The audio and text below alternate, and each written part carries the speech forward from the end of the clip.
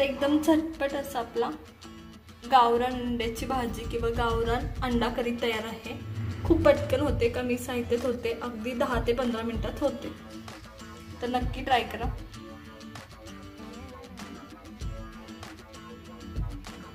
नमस्कार मंडळी, मी कोमल तुमच्या सगळ्यांचं आपल्या रेसिपी चॅनलमध्ये खूप खूप स्वागत करते। तर आज आपण नॉन व्हेज रेसिपी घेऊन आलो आहोत।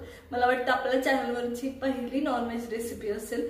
तर आपण आज अंडा करी बनवणार आहोत। मी अंड्याला नॉन व्हेजच म्हणते, खूप जणांचं म्हणणं असेल की व्हेज आहे, पण आपण आज नॉन व्हेजची रेसिपी घेऊन आलो आहोत। तर अंडा करी गावरान पद्धतीने करत आहोत, कांदा आणि टोमॅटोच्या वापराशिवाय करत आहोत। तुम्हाला गरज असली तर नक्की ऍड करू शकता, मी सांगितले कसं ऍड करायचं पुढे, त्यामुळे तुम्हाला हवं असेल तर नक्की ऍड करा। पण माझ्या पद्धतीने म्हणजे आपण जे सांगितले त्या पद्धतीने तुम्ही करून पाहिली तर खरंच कांद्याची काही गरज पडणार नाही, कारण कांद्याने थोडंसं स्वीटनेस येतो।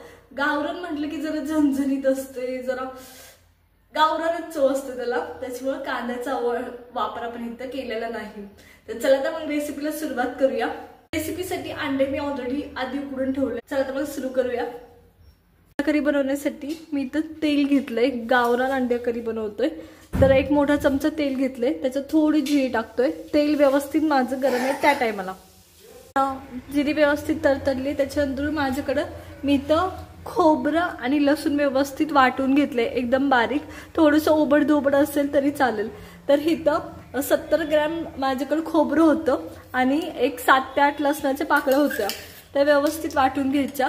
आता ह्याच्यात मी कांदा नाही टाकलेला, तर मला हवं असेल तर तुम्ही कांदा टाकू शकता, पण कांद्याने जो थोडासा गोडसरपणा येतो आणि आपण गावरान बनवतोय म्हणून झणझणीत बनवतोय, त्याच्यामुळे कांदा नाही टाकलेला आणि अद्रक पण नाही टाकलेलं। जर ह्या दोन गोष्टी टाकायच्या असतील तर हे खोबरं आणि लसूण आपण परतलेलं नाही, मी न परतता त्याचं वाटण केले। तुम्हाला जर हवं असेल खोबरं, लसूण, कांदा आणि अद्रक सगळं व्यवस्थित परतायचं, मग परत पेस्ट केली तरी चालेल।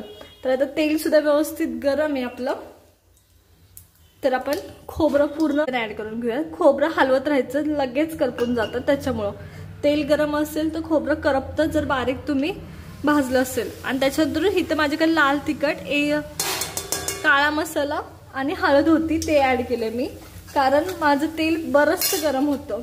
त्याच्यानंतर मी ह्याच्यात अंडी ऍड करतेय, तर व्यवस्थित अंडी सुद्धा मी फ्राय करून घेणार आहे। त्याच टायमाला जेव्हा माझ्याकडे खोबरं मी ऍड केले त्याच टायमाला, तर ह्याच्यात माझ्याकडे मी हे 4 अंडी टाकलेत आणि येलो कलरचे बॉल आहेत ते टाकलेत 2 अंड्याचे, त्याचं व्हाईट कवर काढून टाकले, ते सुद्धा मी व्यवस्थित मॅश करून घेणार आहे या पद्धतीने। आणि आता मी पाणी ऍड करणार आहे, तर हे या पद्धतीने। तर येलो कलरच्यातला येलो बल्क आपण सेपरेट का टाकला, तर थिकनेस यायला।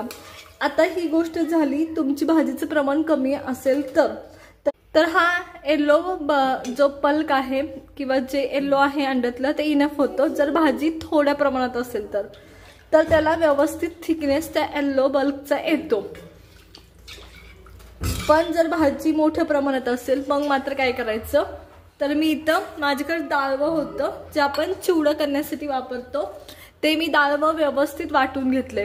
जेव्हा तुमच्या भाजीला व्यवस्थित उकळी येईल ना तेव्हा ते त्याच्यात ऍड करायचे।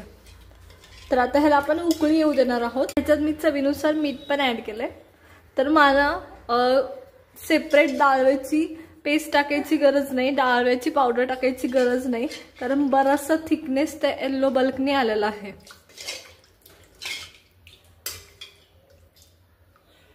हे पहा व्यवस्थित थिकनेस आलाय, गरज असेल तर तुम्ही नक्की डाळवं टाका। आता ह्याला मात्र व्यवस्थित एक उकळी येऊ द्यायची छान अशी। उकळी आल्यानंतर आपण एक मसाला सुद्धा ऍड करणार आहोत, तो कोणता मसाला मी हे उकळी आल्यावर सांगणार आहे। चला तर मग एक उकळी यायची, चांगली उकळी यायची वाट बघूया। तर कलर तर फार छान आला आहे, चला तर मग उकळी यायची वाट पाहूया। व्यवस्थित उकळी आली त्या टायमाला आपण ह्याच्यात गरम मसाला ऍड करतोय, तर हे मिक्स करून घ्यायचं आणि 1-2 मिनिटं अजून असंच ठेवायचं। तर ह्याला पहा किती सुरेख कलर वगैरे आलाय आणि ह्याची चव खूप छान येते। तर चला 1-2 मिनिटं ठेवूया आणि काढून घेऊया। आपली भाजी व्यवस्थित तयार आहे, मी गॅस बंद करून टाकतेय आणि आपण ही काढून घेणार आहोत। चला तर मग सर्व करायला सुरुवात करूया।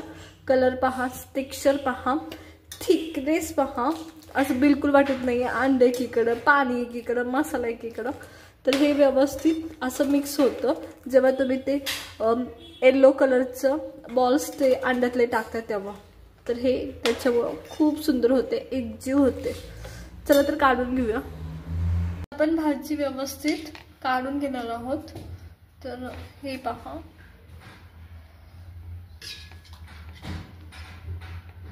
तर हे बघा थिकनेस बघा, खूप पातळ नाहीये, खूप घट्ट नाहीये, एकदम व्यवस्थित आहे. तर या पद्धतीने मी सर्व भाजी काढून घेणार आहे. चला तर मी सगळी भाजी अशीच काढून घेते. एकदम झटपट असा आपला गावरान अंड्याची भाजी किंवा गावरान अंडा करी तयार आहे. खूप पटकन होते, कमी साहित्यात होते, अगदी 10 ते 15 मिनिटात होते. तर नक्की ट्राय करा.